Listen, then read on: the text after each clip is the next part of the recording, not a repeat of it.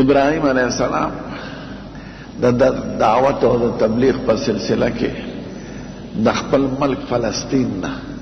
ته مصر ته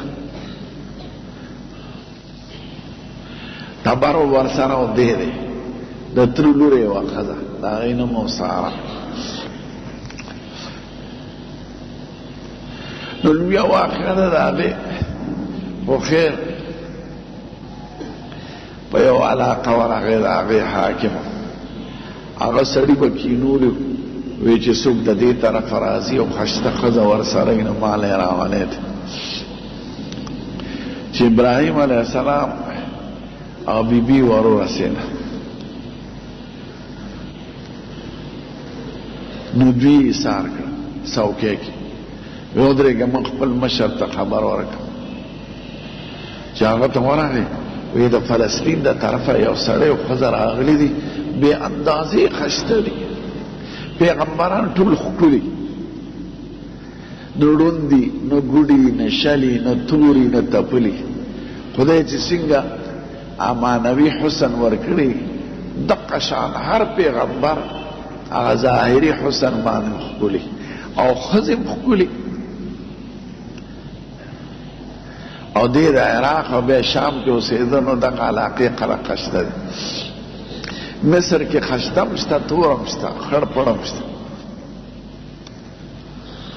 نو هغه وایي بادشاه هغه سړي ته چې دا تپوس دې وکړې که دی ښځی نو سړی مړ کړي او ښځی یې راولی او که خوري لوري نو به سړی پرېږدی او ښځی یې راولی. چې هغه سپی واپس راغی ابراهیم علیه السلام پیش دته وایي دا دې څه ده نو دی ورته وایي دا مې خور ده. هغې ته خپله ژبه کې وایي ولې ته زما په دین کې خور او د تره لور مې او دې وخت کې په مخ ته ځمکې زه او ته مسلمانان یم نو که تا نه تپوس وکړي نو ته ورته وایې دا مې رور دی. او د مصر والا ژبه هیروغلیقي وه د کارغانو د سارو په شکل لیکلي کېږي او د دې ژبه عبراني وه د عراق ژبه وه. عربي به یې وروستو دوی زده کړې ده. بوی خطه دلته کېنه دا ښځه بادشاه اغوسته بویتله بادشاه چې وکتل د هغې علاقې بادشاه به لکه د دیر نواب او د سوات نواب وړې وړې ملکې